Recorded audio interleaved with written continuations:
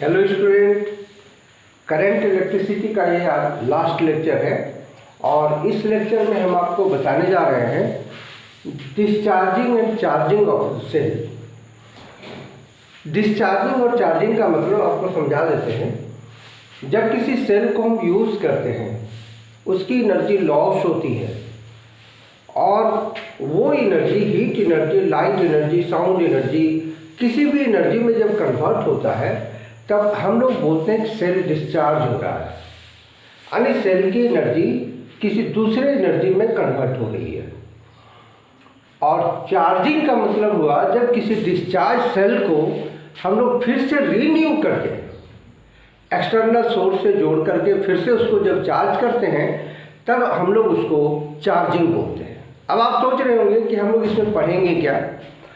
तो चार्जिंग के केस में और डिस्चार्जिंग के केस में टर्मिनल वोल्टेज में जो फर्क पड़ता है उसके बारे में जानेंगे और उससे रिलेटेड कुछ प्रॉब्लम्स करेंगे और हम लोग देखेंगे कि टर्मिनल वोल्टेज कैसे चेंज करता है। तो आइए पहले हम लोग देखते हैं discharging of the cell. The loss of energy of the cell in the form of heat energy, light energy, sound energy और magnetic energy through a respective resistance.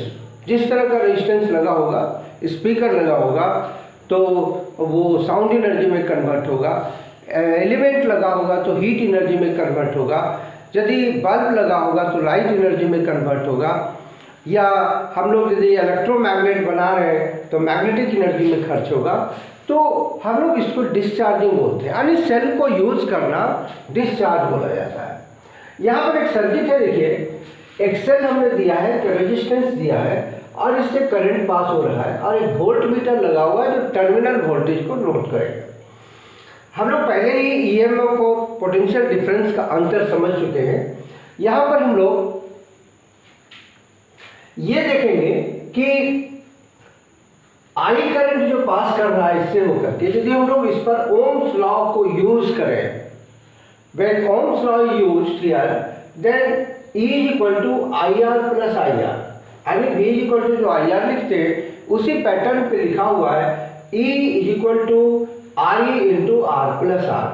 So I into R external resistance R है, ये potential terminal potential difference कहलाया। इसके बदले में लोग V लिखेंगे तो VAB यहाँ का, तो E is equal to IR plus VAB, so VAB is equal to E minus IR। Students आप ध्यान से देखें, ये इक्वेशन जो लिखा हुआ है ये साफ बता रहा है कि टर्मिनल पोटेंशियल डिफरेंस EMF से कम है, यानी कि माइनस IR है, इसलिए ऐसा हम लोग बोल रहे हैं। अब इस पर हम लोग एक ग्राफ खींच करके देखें। हम लोग ड्यूरिंग डिस्चार्जिंग क्या होता है, जैसे जैसे सेल डिस्चार्ज होता चला जाता है उसका इंटरनल रेजिस्टेंस बढ़ता चला जाता है और इंटरनल रेजिस्टेंस या रेजिस्टेंस यदि बढ़ता है सर्किट में तो आपको पता है कि करंट का वैल्यू घटता है। तो during discharging R increases so I decreases. ये फिगर बी में आप देखिए, फिगर बी में हम लोग क्या दिखा रहे हैं, ये ओम्स लॉ का ग्राफ नहीं है। ओम्स लॉ के ग्राफ में हम लोग रेजिस्टेंस को फिक्स रखते हैं, वोल्टेज को चेंज करते हैं, करंट को देखते हैं। यहाँ पर वोल्टेज को फिक्स रखा गया है, सेल वोल्टेज फिक्स है। हम लोग जब डिस्चार्जिंग करेंगे तो इंटरनल रेजिस्टेंस बढ़ेगा क्योंकि उसका केमिकल एनर्जी जब खत्म होता है, केमिकल्स जब खत्म होते हैं तो वो जो खत्म होता है वो रेजिस्टेंस को बढ़ाता है और जैसे जैसे रेजिस्टेंस बढ़ेगा करंट का वैल्यू घटेगा। तो हमने एक ग्राफ लिया है यहाँ पर, टर्मिनल पोटेंशियल डिफरेंस और करंट के वर्सेस से ग्राफ लिया है। चेंज क्या कर रहे हैं हम लोग, या तो इफेक्टिव रेजिस्टेंस चेंज करिए या तो ये कहिए कि when current is pass through the circuit cell energy of the cell is lost so internal resistance increases. अब हम लोग इंटरनल रेजिस्टेंस को इंक्रीज करें या एक्सटर्नल रेजिस्टेंस को इंक्रीज करें, इफेक्टिव रेजिस्टेंस इंक्रीज होना चाहिए। जब ये इफेक्टिव रेजिस्टेंस इंक्रीज होगा तो आप देखेंगे करंट का वैल्यू घटता है मान लेते कि R+R एकदम कम है यानी सेल फुल चार्ज है और इंटरनल रेजिस्टेंस यानी इफेक्टिव रेजिस्टेंस एकदम कम है, तो करंट का वैल्यू मैक्सिमम है। जैसे जैसे हम लोग इंटरनल रेजिस्टेंस हमारा मैक्सिमम होता चला जाता है, करंट का वैल्यू देखिए घटता चला जाता है। और जब करंट का वैल्यू घट करके 0 हो गया, इसका मतलब मान के चलिए कि सर्किट ऑफ हो गया, तो उस समय E और V ये पोटेंशियो ये वोल्टमीटर EMF देगा।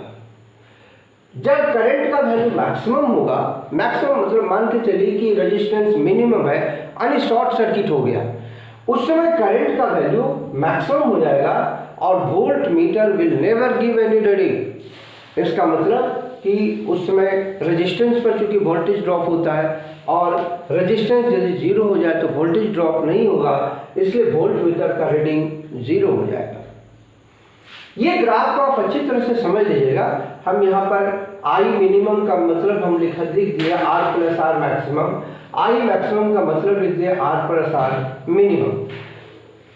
अब हम लोग आगे देखते हैं charging of the cell. Student, हमने आपको पहले ही बताया कि डिस्चार्ज सेल को जब एक्सटर्नल सोर्स से फिर से उसको रिन्यू करते हैं तो एक्सटर्नल सोर्स का वोल्टेज ज़्यादा होता है, तभी वो चार्ज होता है।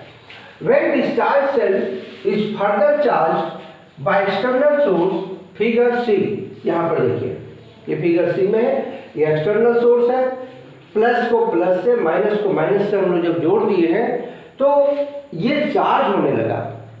और during this period what will happen, just you imagine it, जब हम लोग चार्ज कर रहे थे, डिस्चार्ज कर रहे थे, करंट का डायरेक्शन सेल से होकर के या निगेटिव टू पॉजिटिव जा रहा है। जब हम लोग चार्ज कर रहे हैं तो पॉजिटिव टू निगेटिव जा रहा है। सो नेट ईएमएफ कितना हो जाएगा, V - E जो होगा टर्मिनल वोल्टेज, आप बोलिए VAB कितना होगा, तो उसी इक्वेशन में I को केवल -I लिख दीजिए क्योंकि करंट का डायरेक्शन यहाँ उलट गया। तो VAB = E माइनस IR, सो VAB = E + IR। इसको मिलाइए, डेफिनेटली हम लोग कह सकते हैं यहाँ पर कि टर्मिनल वोल्टेज EMF से भी बड़ा होगा। हम लोग इसमें न्यूमेरिकल बना करके देख सकते हैं। अब हम लोग NCERT का एक छोटा सा प्रॉब्लम आपको बता रहे हैं, उसको देखिए। ये storage battery of EMF 8 volt and internal resistance 0.5 ohm is being charged by external supply of 120 volt DC using 15.5 ohm series resistor. Determine terminal voltage and what is the purpose of series resistor. हम figure यहाँ नहीं बनाए, simple question है लेकिन है NCERT का। देखिए एक सेल है ना, जिसको स्टोरेज बैटरी है ना, जो 120 वोल्ट से ये चार्ज किया जा रहा है, 8 वोल्ट का बैटरी है। तो टर्मिनल वोल्टेज कितना होगा और सीरीज रेजिस्टेंस का मतलब क्यों लगाए ये आपको बता रहा है। तो हम लोग कुछ भी नहीं करेंगे, पहले नेट करंट निकाल लेंगे। Net current = net EMF by total resistance. Net EMF हमारा 120 वोल्ट इधर से है, ये 120 वोल्ट है, यहाँ पर 120 वोल्ट और ये है 8 वोल्ट। तो दोनों 112/16 ओम हो गया, सीरीज में सारे रजिस्टर 7 एम्पियर करंट हुआ। सो टर्मिनल वोल्टेज जब इस फॉर्मूले को लगाएंगे तो आपको कितना मिलेगा, 11.5 वोल्ट। पर्पस क्या है, चूंकि ये ज़्यादा वोल्टेज का है, सो करंट को कंट्रोल करने के लिए हम लोग सीरीज में रेजिस्टेंस लगाते हैं। एक दूसरा प्रॉब्लम में देखिए, NCERT का ही है। 6 lead acid cells each of 2 volt and internal resistance 0.015 ohm are joined in series with 8.5 ohm external resistance. Calculate current drawn from the supply and terminal voltage. Students, हम लोग यहाँ पर इसको देख सकते हैं कि 2 वोल्ट का 6 सेल है, सबको सीरीज में जोड़ करके और 8.5 ओम रेजिस्टेंस सीरीज में लगा करके उसको यूज़ किया जा रहा है। तो जो क्वेश्चन है इसमें हम लोग देखेंगे कि टोटल ईएमएफ कितना है।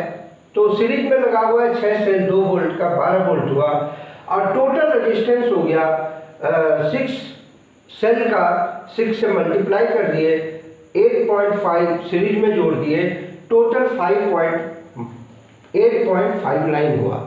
अब 8.59 ओम रेजिस्टेंस है टोटल, सो करंट हमारा हो गया 1.4 एम्पियर। अब टर्मिनल वोल्टेज कितना होगा? तो टर्मिनल वोल्टेज के लिए फिर हम लोग ऊपर वाला, चूंकि ये डिस्चार्जिंग का केस है, इसलिए ऊपर वाला फॉर्मूला यूज करेंगे, VAB = E - IR। सो ऐसे हम लोग घटा करके और देख सकते हैं कि टर्मिनल वोल्टेज EMF से कम हो गया। स्टूडेंट्स, ये लेक्चर करंट इलेक्ट्रिसिटी का लास्ट लेक्चर है। इसके बाद हम लोग शुरू करेंगे मैग्नेटिक इफेक्ट ऑफ करंट। ये वीडियो लेक्चर आप जरूर देखिएगा एक बार, क्योंकि इससे आपको बहुत सारे कंसेप्चुअल क्वेश्चंस आपको समझ में आएंगे, और हम स्पेशली आपको मौका निकाल करके ऑप्शनल क्वेश्चंस को जरूर एक्सप्लेन करेंगे, और इसका नोट्स भी आपको डिस्क्रिप्शन में मिल जाएगा। Thank you.